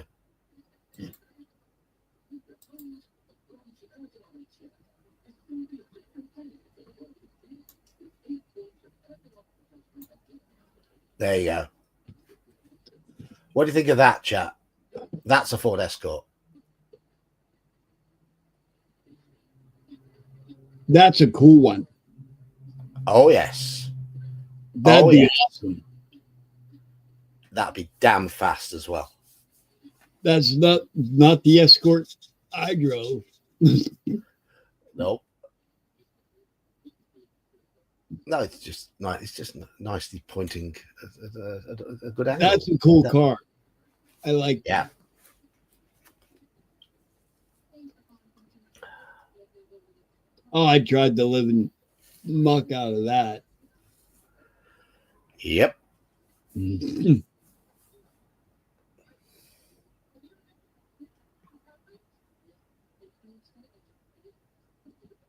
And before that, they look like this.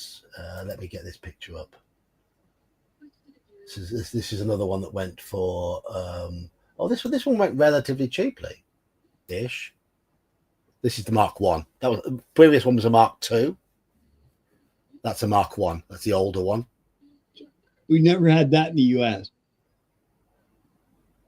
So that went. If you look at the price it went for, it actually shows you a bit further down on the page. It went for £45,000. That one did. Holy! Wow.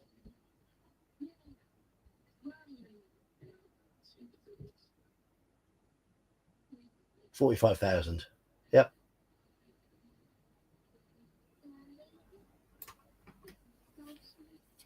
So.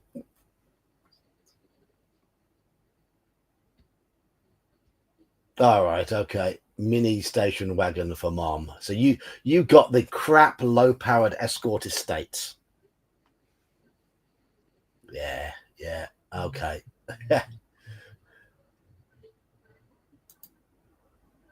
These are the ones that survived. So.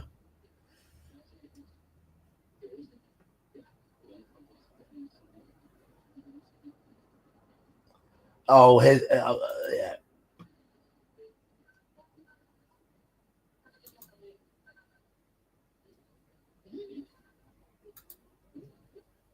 I'm just trying to get another picture up. Oh, it's not showing the picture. That's a shame. It's because someone uploaded it to Reddit by looks of things.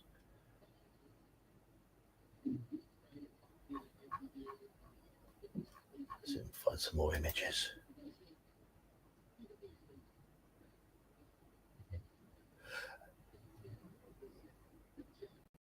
And then you got the Escort RS Cosworth, which is this one. And I'm pretty sure you chaps will like this. There you go. 300 brake horsepower, 4-wheel drive. Let's see how much this sold for.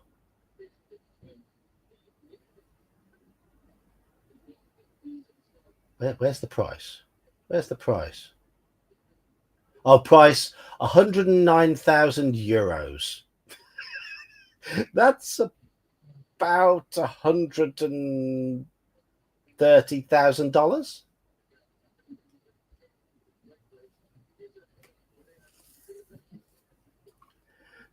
Cheers, Minodrek.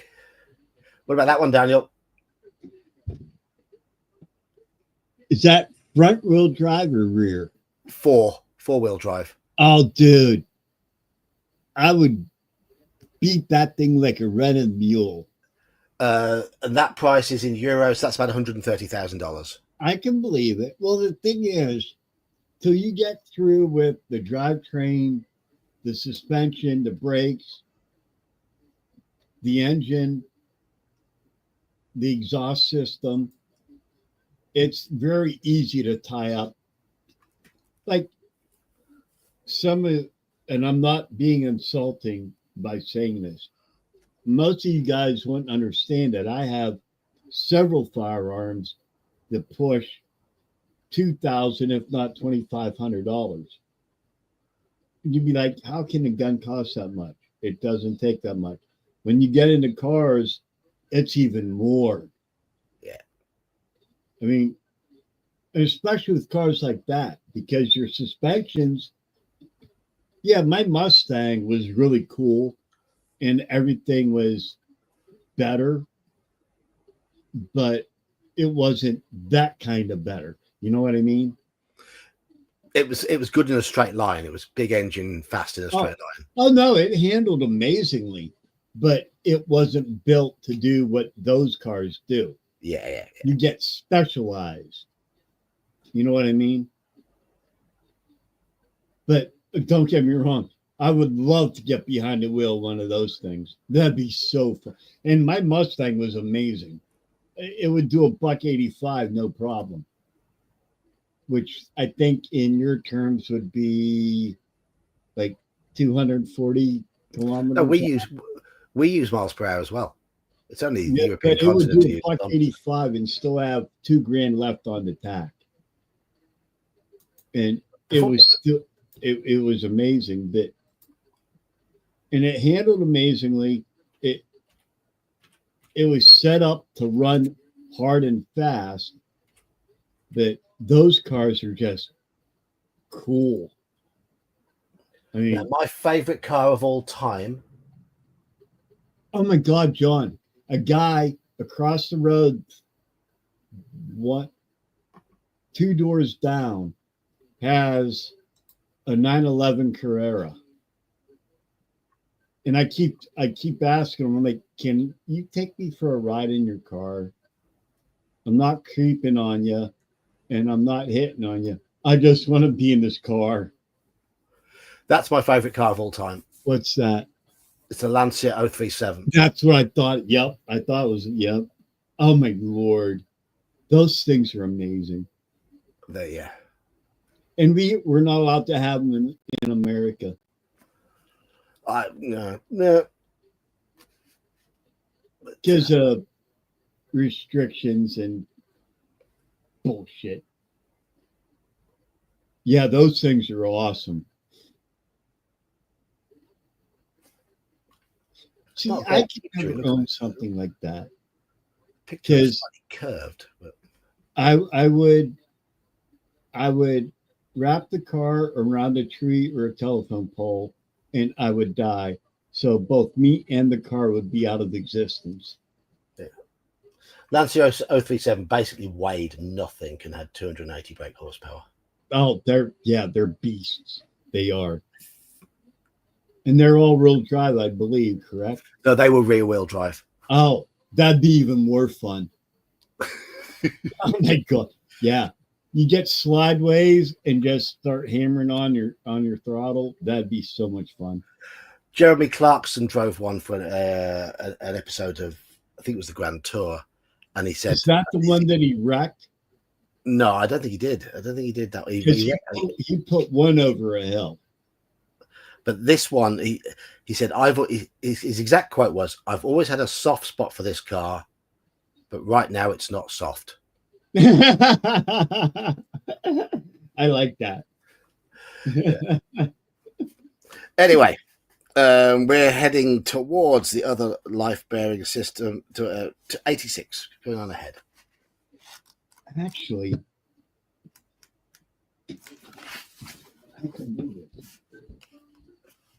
where's he gone? Okay. You increase speed towards a dull blue planet and start to orbit it. Short-range scanners indicate that it is a life-bearing planet. The most heavily populated area appears to be a city in the center of a large island. You may beam down into the center of this city, taking any other 3 crew members from the adventure sheet, or you may leave orbit and continue onwards. So let's bring up the chat and get a vote going. Do we?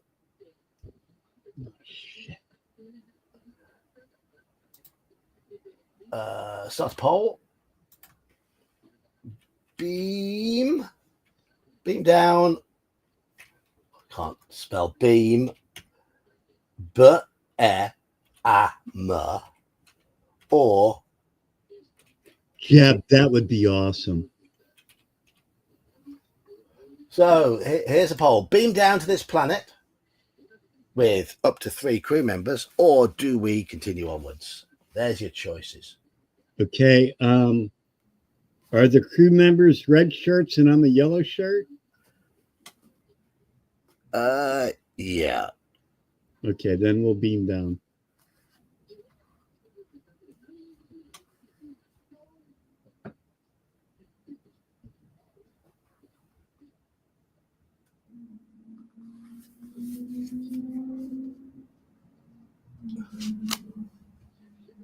A T, I'm guessing that's a Mustang. Well, we are the captain, so we can take captain plus 3 others. So I'm going to say captain, doc, scientist, and security officer.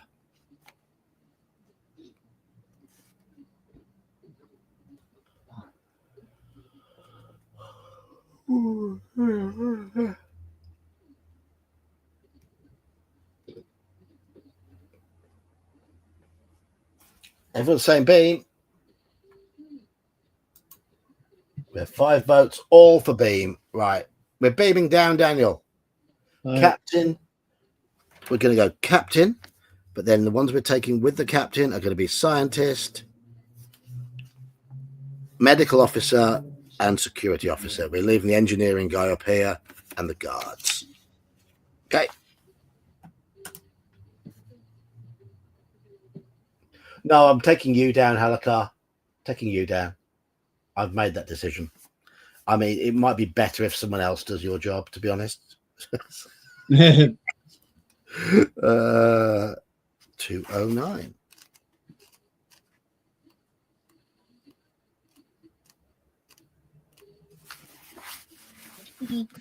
You materialize on the planet's surface and look around. You're in a wide street of some kind, which is completely deserted. Buildings of sorts line the street, and behind you a large building stands at the end of the road. The buildings are strange structures. There are a multitude of shapes and sizes, and all look incomplete. Right. We have 3 options. Yeah, your replacement is 2 points worse. Yes. Yeah, you're right there. You remember the rules. I didn't. Let's start a poll. Do we continue down the road looking for signs of life? So that's road, looking for signs of life. Do we approach the large building? So we have large building. Or do we try smaller building?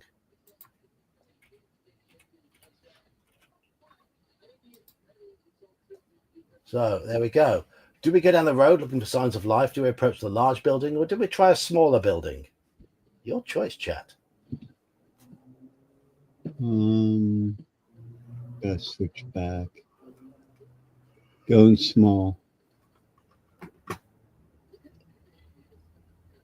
I'm going to go with this stream for 2 more minutes before I go to bed. Yeah. So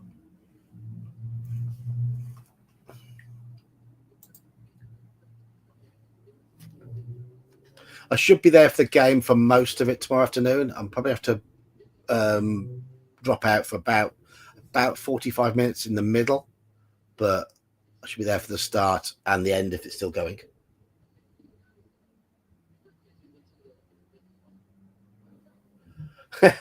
Unfortunately, I don't think the chat XP saves. That's the problem, Halakar. It's really not. It'd be really nice if it did. We only got 4 votes. Anyone else want to vote?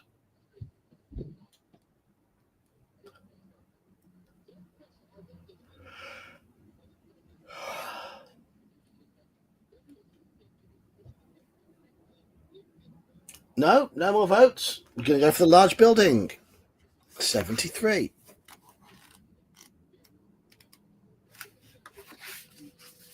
Steps lead up to the large building. An inscription on the door indicates it's a building of some importance. You knock, but there is no reply, although you can hear excited chatter coming from within. You try the door. It opens, and you step into a large entrance hallway. Several pairs of aliens of a variety of shapes and sizes cross the corridor in front of you, traveling purposefully from room to room and arguing excitedly with each other. A mysterious creature dressed in shabby blue robes notices you and shuffles over. Its face cannot be seen, but its eyes shine bright blue at you. It speaks, and your translator interprets. Ah, you look interesting. Where do you think the new medicine house should go? You explain that you're new to these parts and you'd like to meet some person of authority. The alien laughs. No one has authority here, my friend. We are all equal. Come, let me show you round. He offers to take you. See you, Jeb. Okay, so this is gonna be the last vote, and then we're gonna end the stream. Have I told you what Cthulhu can do for you? So,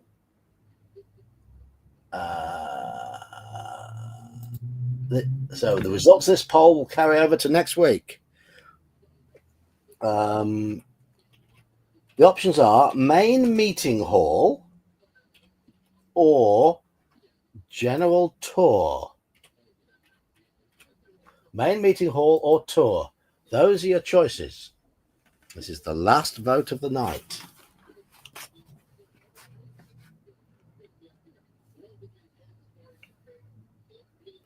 Main meeting hall or tour. Get your votes in, chaps. Well, all the votes are going towards meeting hall at the moment. 4 votes, all for the meeting hall.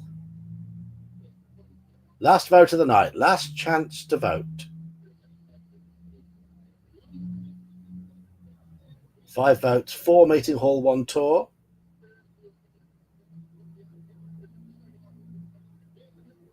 So, we start the next stream by going to the meeting hall, 161. So I've made a note down there, 161. And I'm going to tuck this crew into the book. Pop that away. It is sad. I was leaning on my copy of Horror on the Orient Express for tonight. Finished it. We finished it, Dan. Completely. All done. All done. That book, Horror on the Orient Express, will be put away now and will just look nice on the shelves. So I can't see myself running it again. It's taken 21 months to play. Andy, if you're still there, did you get to check how many sessions we did in total? It was a lot. It was a hell of a lot. Anyhow, I reckon we did about 100, just shy of 90 sessions. I reckon 90. Yeah, that's a lot. Yeah. Right. I'm going to get off because I've got to go to bed. I am knackered. It has been a tiring week. I didn't get my usual day off is a Tuesday. I didn't get a lie-in on Tuesday morning. I had to take my wife's car to the local garage, get sorted out. She wanted it taken there for 7 a.m. Yep. Well, thanks for running, John. Appreciate it. I'll see you tomorrow. No problem. And Halakar, next month is indeed 3 years. Well done, sir. You are a man of stamina. Cheers, Daniel. See you, Dan. See you, chat.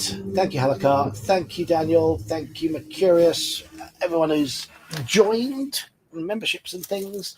I'm going to get off because it is heading towards midnight. We're 5 minutes from midnight here now. So it's good night for me. And I shall see some of you in the OSE game tomorrow. Good night, all. Good night. Good night.